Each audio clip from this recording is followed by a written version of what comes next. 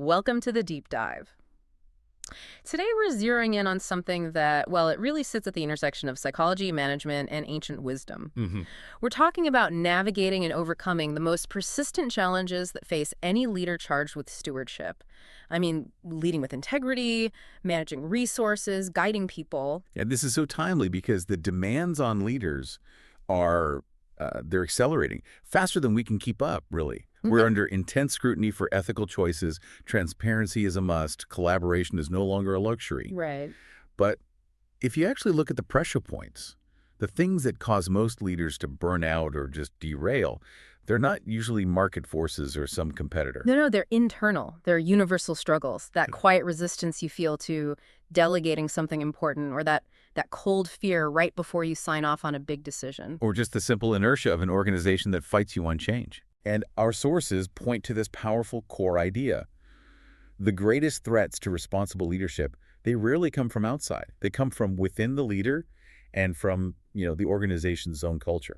That subtle cling to tradition, the hesitation to actually trust your team, that quiet need to be the hero. These are the silent obstacles. They determine whether you succeed or you just stagnate. So our mission today is to equip you with a playbook.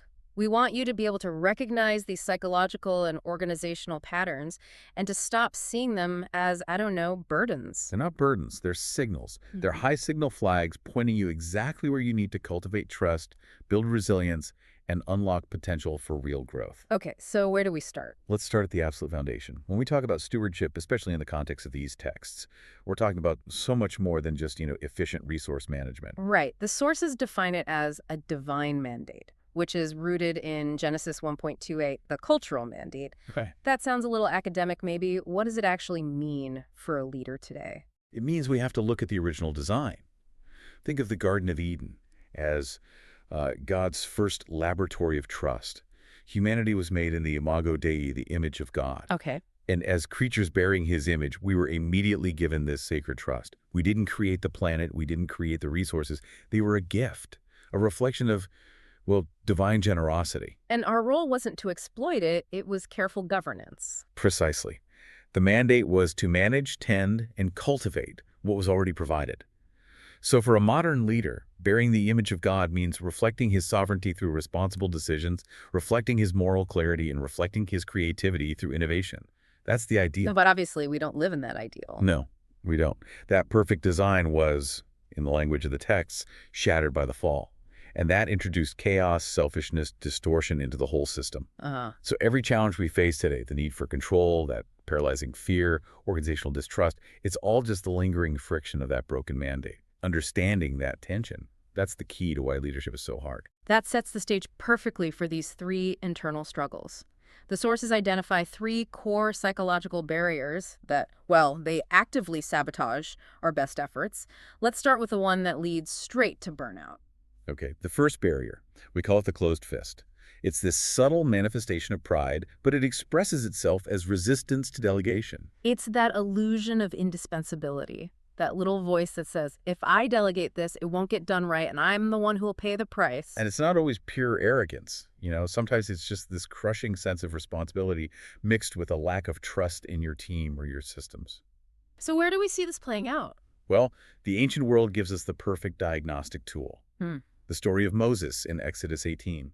Moses, leading millions of people, tries to judge every single dispute himself, all day long. I can't even imagine. That's the modern CEO who has to approve every single press release. Yes, or the manager who insists on being CC'd on every minor email. It's unscalable. It's total exhaustion. So what happens? His father-in-law, Jethro, sees this disaster waiting to happen and gives him this blunt, critical feedback.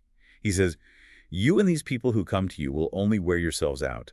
The work is too heavy for you. You cannot handle it alone." Wow. Jethro's wisdom is twofold. Not only does micromanagement exhaust the leader, it frustrates and stunts the growth of the very people you're supposed to be leading. It prevents that multiplying force of true shared leadership. The lesson of the closed fist, then, isn't about maximizing your output. No, it's about maximizing the output of the whole system you oversee. Okay, let's move to the second barrier, which is the frozen foot.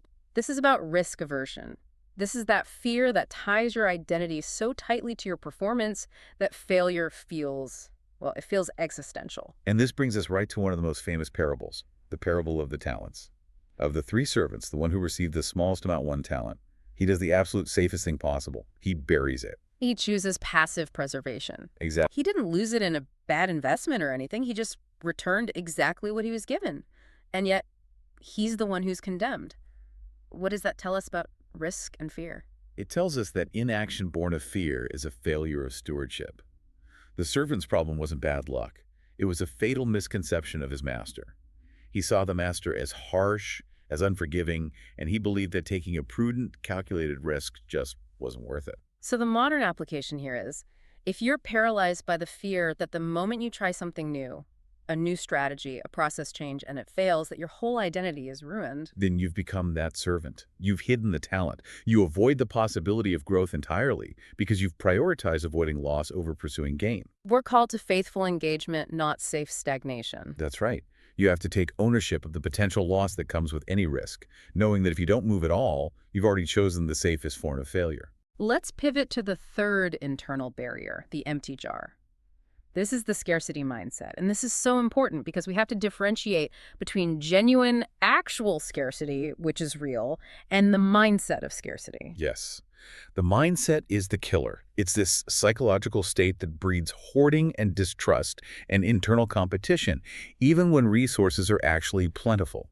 It's the voice that says, there's only so much to go around, so I have to hold on tight to my peace. And the clearest warning against this is the manna in the wilderness story, right? Absolutely. Yeah. The Israelites were given this daily bread, manna, but they were explicitly told, only gather what you need for today. And what happened when they got scared and tried to hoard it? It went bad. It bred worms and rot. It's such a profound practical lesson in trust and in resource circulation. So if a modern leader has a scarcity mindset and they start hoarding things like budget or critical information, what rots in their organization? The energy rots. The trust rots. Hoarding budget means it doesn't flow to where innovation is needed. Hoarding your best talent on one team means they aren't developing people elsewhere. The whole system just craves. Yeah. It constricts.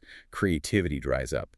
And the very resources you were trying to protect become stale. So the insight here is to shift from complaining about constraints to actually leveraging them. We hear that constraint is the mother of invention. It often is. Yeah. Scarcity of one resource, like a big budget, it forces brilliant creativity in another area, like how you use volunteers or technology. The true steward's challenge is to see limits as catalysts that force us to be smarter with what we do have. Okay, so we've diagnosed the internal pitfalls. Let's move to part 3, the worn path.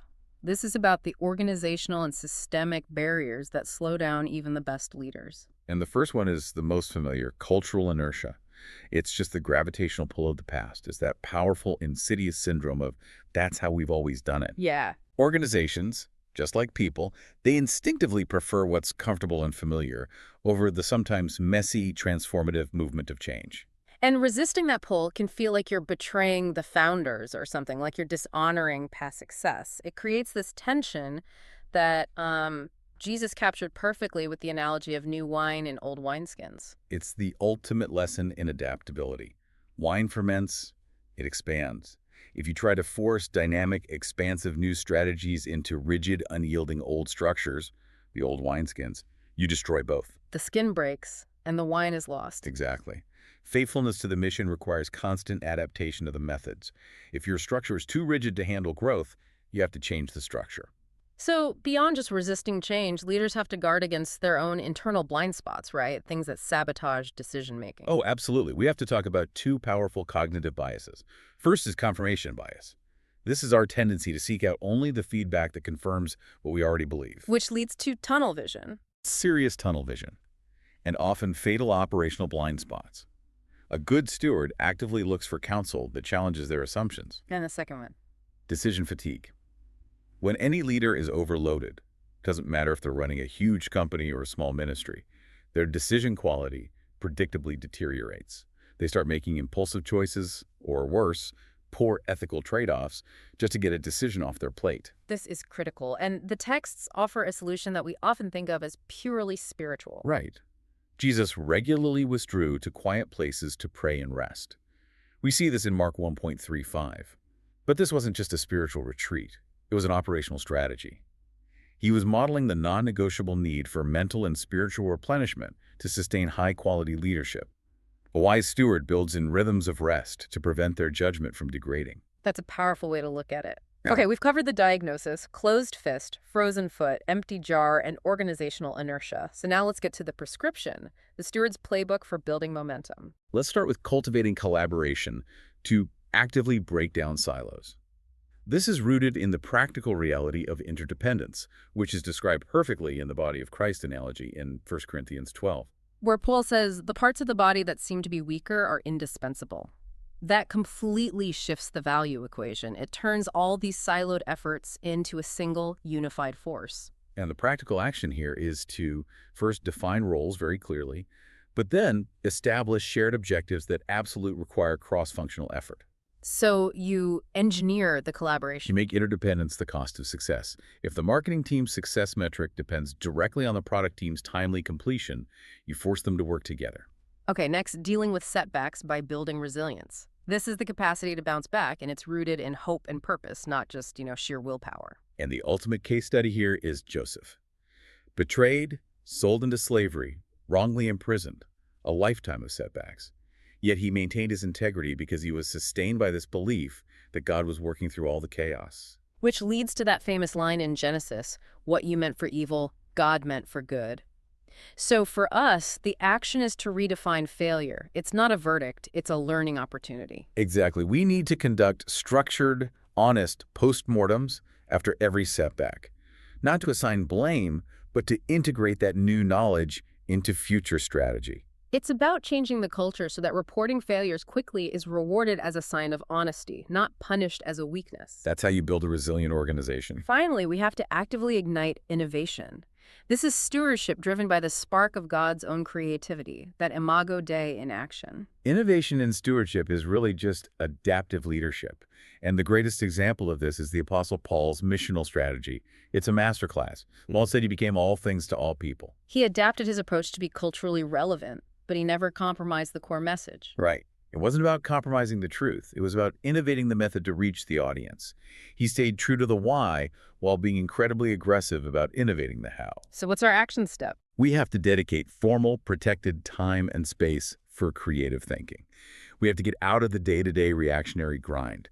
Create a meeting where the only goal is to ask, what if we tried? That's the space where stagnation dies. After all this wisdom, it seems to always circle back to the posture of the heart, doesn't it? It does. At the end of the day, effective stewardship is less about a checklist and more about that posture. It has to flow from gratitude and love, not just duty or obligation. The strategic goal of all this planning is actually spiritual formation.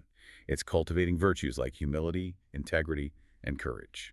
So let's make this really actionable for you, the listener. The key strategy here is to create a personalized stewardship challenge plan. Take what we've discussed and identify your own challenge hotspots. For example, if you realize your hotspot is the closed fist, your concrete action might be to draft a 30-day handover plan for a specific task you've been hoarding. Schedule hands-off check-ins if your hotspot is the frozen foot. Then your action might be to identify 3 prudent, low-cost risks you'll take this month. And you predefine failure as simply the inability to learn from whatever happens. This kind of intentionality is what builds the bridge between insight and actual changed behavior. It turns these abstract principles into measurable momentum. It's the only way we move from just knowing what to do to actually doing it with what we've been given. We hope you carry this with you. And we want to leave you with one final question to think about. If you truly believed God responds more to faithful motion to effort and learning than to flawless execution, how would your next major decision change?